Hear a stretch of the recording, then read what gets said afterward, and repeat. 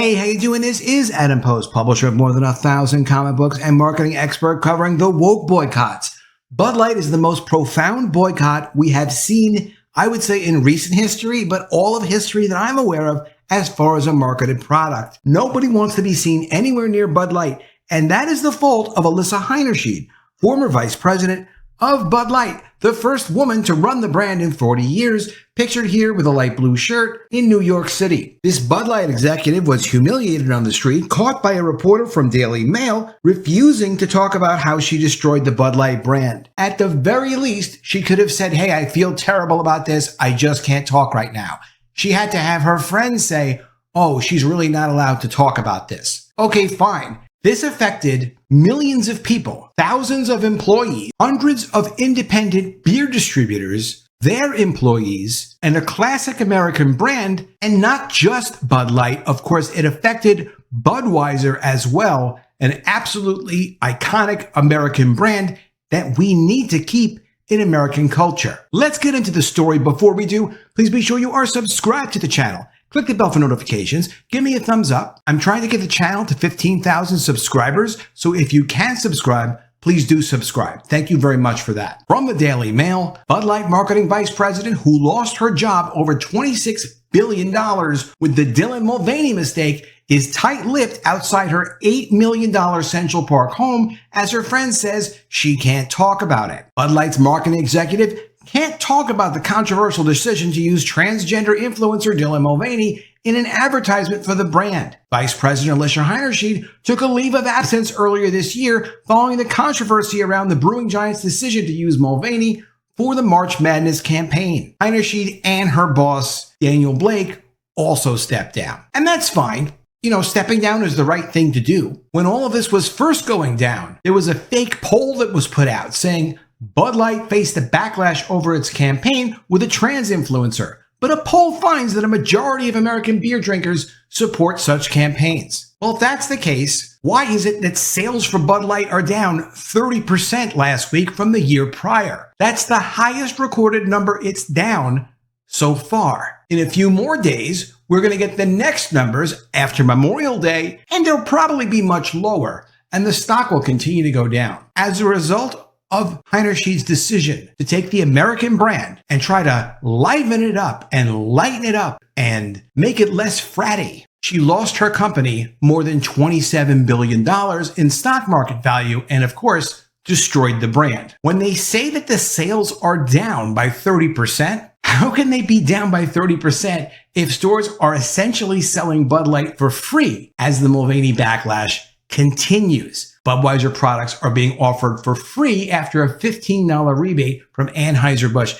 In some cases, the beer actually costs less than not buying it at all because the cost of the beer is like $12.99 and they'll give you a $15 rebate. Of course, they're not making any money doing that. They're just trying to keep the machine going and trying to keep market interest. Because when you have beer and it literally just sits on the shelf like this, we have several videos like this. People are at a concert event and you see Bud Light sitting in the coolers. No one's reaching for the Bud Light. They're not knocking it over. They're not angry about it.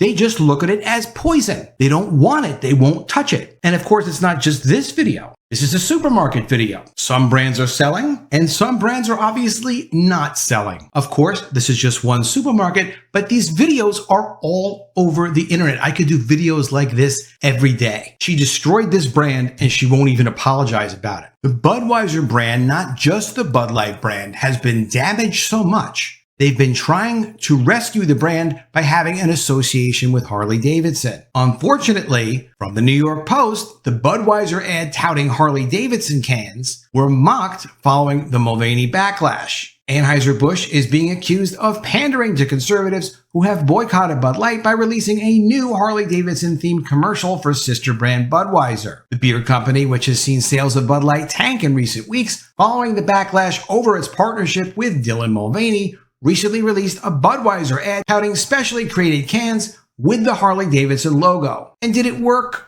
No, it didn't work. People are mocking it on social media. It's not going to save the brand. Was it worth a shot? Hey, why not? Because they've lost billions of dollars. Anything they can do could be an improvement. Now they need to get themselves ready for Alissa's lawsuits. Is she suing the company? No. From American Military News, Bud Light parent may face lawsuits for allegedly tanking shareholder value with transgender partnership. America First Legal is an independent legal organization, and they are looking for anyone who wants to complain about money that they lost on this Bud Light promotion as the stock has been destroyed to get together a class action lawsuit. Is that lawsuit going to happen? They just need to get enough people together that say, sure, go ahead and sue them, and then they're off to the races. It would be great to see some accountability for all the damage that this person caused. I don't think she did it intentionally, but she did do it, and she needs to take responsibility for it. And it's not just about her finding peace with it. She has to apologize. This happens in business. And the independent distributors who depended on Bud Light and Anheuser-Busch to protect their interests. These are guys, they don't control what beer gets made. They just have deals to distribute the beer. They invest tons of money, tons of time, tons of their own resources to sell the beer for the company. But obviously, if the marketing is all screwed up, they can't sell the beer. From ABC News, the biggest losers in all this, from the Bud Light boycott, are the hammered hundreds of independent distributors. The independent distributors are stuck dealing with customer complaints, angry people yelling at their sales reps in the streets. People are throwing shopping carts into them. It's not funny, but I mean, it's just a completely ridiculous situation because someone decided they need to make the beer more woke. They didn't like their middle American core brand that was a multi-billion-dollar brand before she started fooling around with it. And the dumbest part of all this is that the people who are responsible for pushing social justice agendas, transgender agenda in products, why you would mix transgender people with consumer products, toothpaste, beer, what does that have to do with anything? Well, the people that are pushing this are causing distress for employers, for employees, for customers, for businesses, for investors. They could care less. They have no apology for what they've done to Target. They have no apology for what they've done to Bud Light or any of the other Anheuser-Busch brands. All they can say is, wait a minute, you're being hypocritical. Target, Bud Light, you're still not doing enough for us. You need to be out there pushing our agenda. Go, go, go, push. How about an apology? How about let's still try to work together somehow. Let's talk about it. We're really sorry you got into this situation and we appreciate you taking a shot on us. This is what normal people say.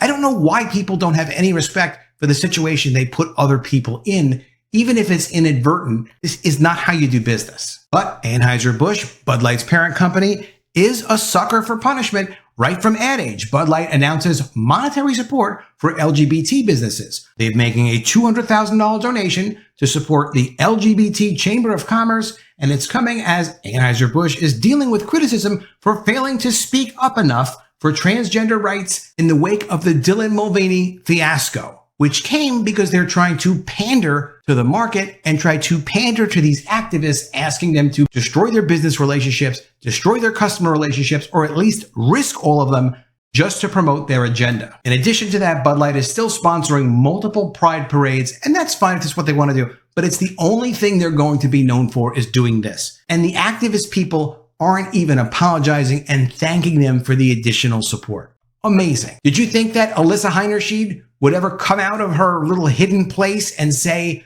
hey, look, I'm sorry for what I did. Let me tell you what the thinking was. I'm going to at least speak up and apologize. Did you realize her nonsense? Did you realize that her lack of market research and just at least asking customers, doing some surveys, they have more than enough money budgeted to do things like that. The lack of even bothering to do that basic professional thing helped them lose more than $27 billion. Can you believe they may actually wind up getting sued over this after costing investors billions of dollars by not running their marketing in a professional, sensible way? And can you believe these activist people that keep pushing and pushing and asking for more, even though they are absolutely destroying the businesses that they're asking to support their agenda? Let me know what you think in the comments below. Always love to see your ideas, and I really appreciate your comments. Please be sure you are subscribed to the channel. Click the bell for notifications. Give me a thumbs up, and I'll see you again soon with another video. And if I don't see you, I will miss you.